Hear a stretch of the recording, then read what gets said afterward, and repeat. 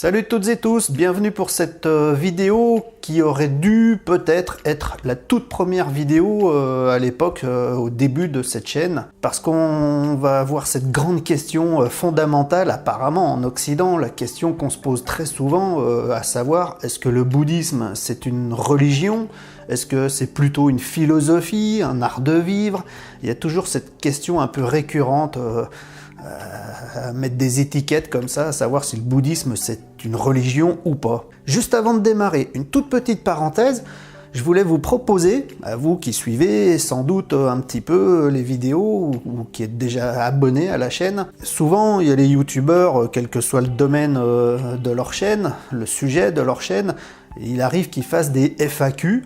Alors moi je me suis dit peut-être ça peut vous intéresser de s'essayer à ça, c'est-à-dire que pour les personnes qui auraient des vraies bonnes questions fondamentales là, sur le bouddhisme en général, sur le zen, sur la pratique, qui pourraient en bas dans les commentaires sous cette vidéo, par exemple, me poser des questions qui leur tiennent à cœur. Et j'attendrai un peu que cette vidéo soit visionnée et que quand j'aurai sélectionné une dizaine de bonnes questions, enfin que je sens que les gens ils ont vraiment besoin d'une réponse, eh bien je ferai une vidéo FAQ comme ça se fait souvent sur les chaînes diverses sur YouTube. Ce serait la première FAQ de cette chaîne. Donc c'est pour s'y essayer si ça peut vous intéresser. Mais donc on sait à l'avance que ce sera en toute humilité, puisque dois-je répéter une fois de plus que moi je ne suis pas maître zen, que je ne suis pas habilité à donner des enseignements sur le zen, et que donc si je fais cette FAQ, c'est si je peux répondre à vos questions parce que j'ai traversé tout ça, je suis déjà passé par là dans ma pratique, dans mon expérience personnelle. Enfin voilà, l'idée c'est de humblement, d'après mon expérience personnelle, vous apporter des éléments de réponse pour débroussailler un peu, pour vous aider un petit peu dans votre questionnement, mais je vous amène aucune vérité puisque je ne suis pas maître zen, c'est en toute humilité de vous à moi, mais après vous en faites ce que vous voulez, ce ne sera pas une vérité si je vous amène des réponses, ce sera une tentative pour vous aider tout simplement, si ça aide, si c'est possible. Voilà, parenthèse faite. Le bouddhisme, est-ce que c'est une religion, est-ce que c'est une philosophie?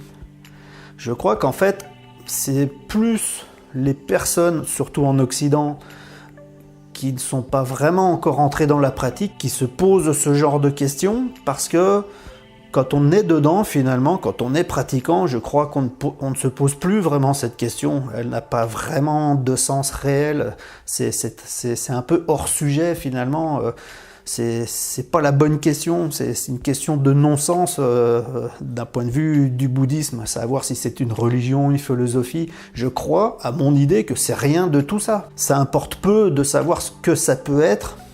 On n'a pas besoin d'y mettre une étiquette, pour la simple et bonne raison que, j'aime ce mot, vous le savez pour ceux qui suivent, c'est juste une voie très pragmatique. J'adore ce mot, mais il est très efficace dans sa signification. Et là, en l'occurrence, c'est le terme idéal. C'est une voie pragmatique qui est sans dogme et surtout qui n'adhère pas à des croyances particulières, qui n'adhère pas à la croyance en un dieu ou en des dieux. Ce n'est pas une religion monothéiste, ce n'est pas une religion comme l'hindouisme où il y aurait plusieurs dieux non plus. C'est pas non plus une philosophie de vie, un art de vivre.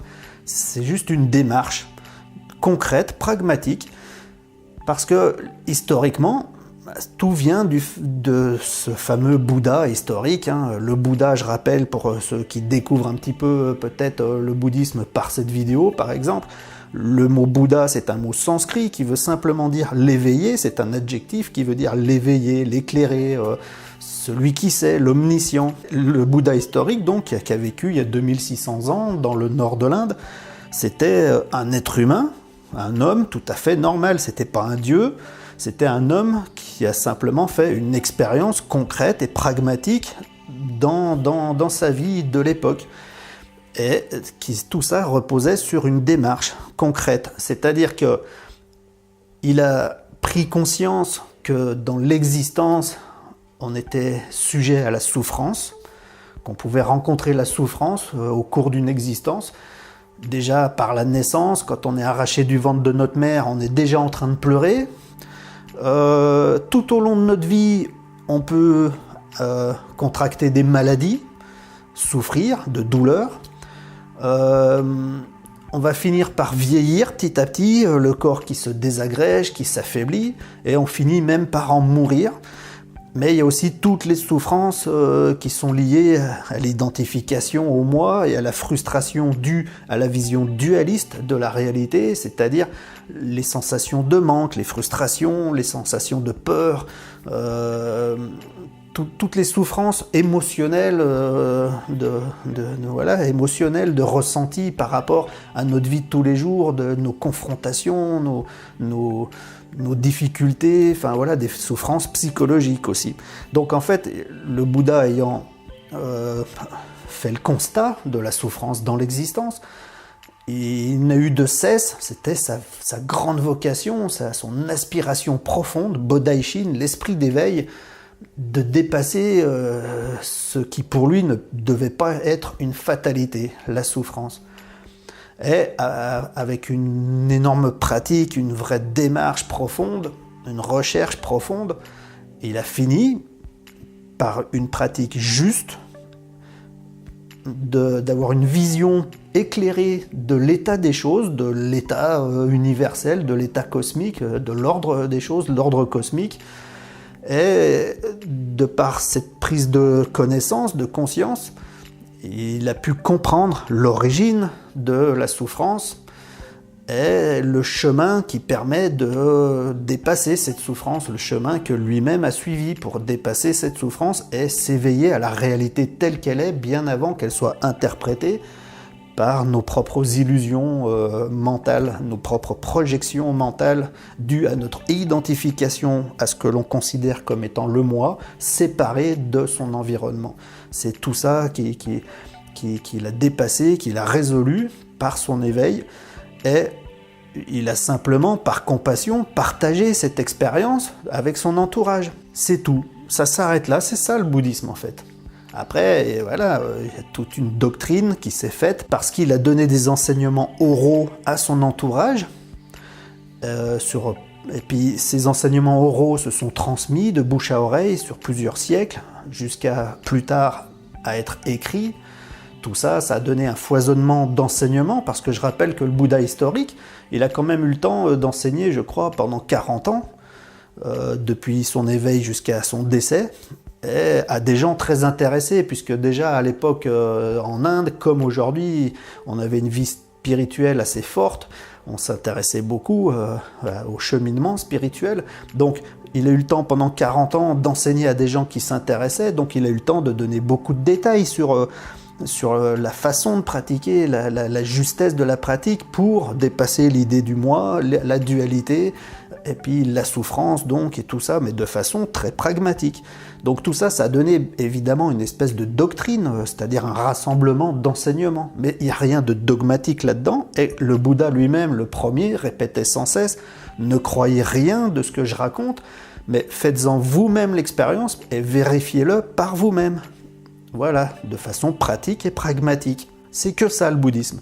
Donc en soi, c'est pas une philosophie, c'est pas une religion, c'est juste une expérience transmise pour le bien-être des êtres, quoi. À partir de là, au sens littéral, comme sur des siècles, ça a regroupé des gens autour de la pratique, dans plusieurs pays, d'abord dans le nord de l'Inde, en Chine, dans l'Himalaya, au Japon, enfin partout en Asie, en gros au début, partout en Asie, ensuite aux États-Unis et en Europe.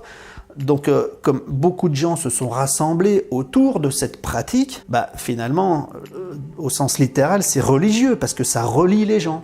Voilà, tout simplement. Mais c'est pas religieux au sens péjoratif où on peut l'entendre, dans le sens où clérical, des choses comme ça. Et c'est pas une philosophie de vie non plus, parce que c'est pas une adhésion à quelque chose, c'est juste une proposition pragmatique qui demande à être vérifiée par soi-même au travers de sa propre pratique, au travers de sa propre mise en application de cette proposition. C'est que ça le bouddhisme. Donc C'est complètement inutile de savoir si c'est une religion, une philosophie ou quoi que ce soit. Ce qu'il faut, c'est juste que si on a la Bodhaishin, c'est-à-dire cet esprit d'éveil qui nous tracte vers l'omniscience parce qu'on veut dépasser les fatalités de la souffrance, on est conscient qu'il y a des souffrances qui sont plus ou moins illusoires parce qu'on les auto-provoque, ce sont nos propres souffrances, mais c'est peut-être pas une réalité, une fatalité en soi. Donc tout le cheminement qui mène à percer ce mystère, eh bien c'est la pratique, et on peut vérifier par soi-même la pertinence de l'expérience proposée par le Bouddha historique de l'époque, qui était donc un simple être humain.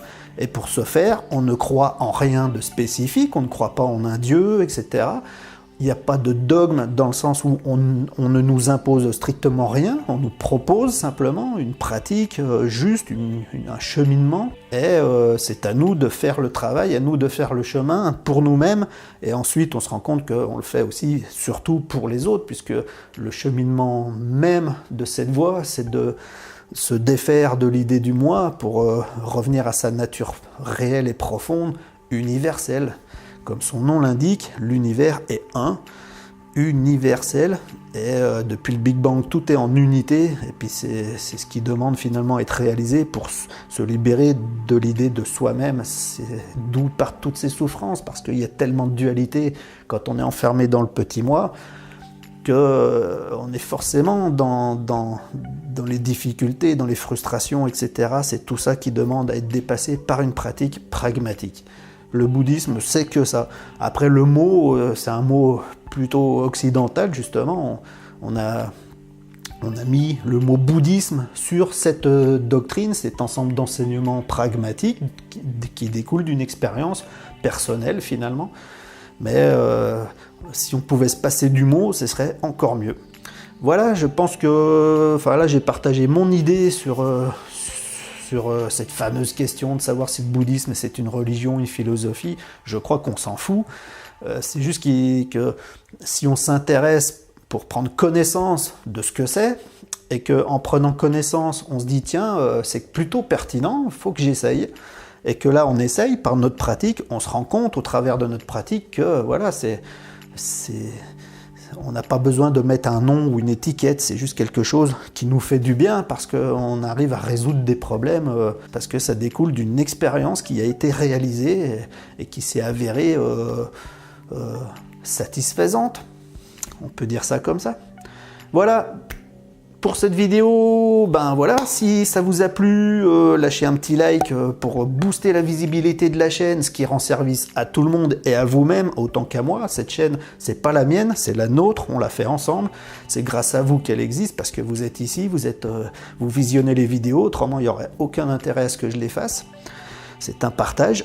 Dans le même état d'esprit, partagez la vidéo, laissez des commentaires, posez des questions, et surtout, comme je l'ai dit en début de vidéo, si vous voulez qu'on fasse une vidéo FAQ, posez des questions qui vous tiennent à cœur. Si je suis capable d'y répondre, en toute humilité, je tâcherai d'amener un élément de réponse pour vous aider, c'est le simple objectif. Et voilà, abonnez-vous à la chaîne si vous la découvrez par cette vidéo et que vous souhaitez être notifié des prochaines publications qui, je le rappelle, depuis peu portent sur le bouddhisme zen, la spiritualité en général, mais aussi sur la nutrition et sur le sport, parce que l'idée de la chaîne, c'est le développement, la réalisation du corps et de l'esprit en unité, le bien-être et la santé du corps et de l'esprit en unité, autant pour le physique que pour le spirituel. Sur ce, je vous laisse, je vous remercie beaucoup pour votre présence. Merci, bye bye.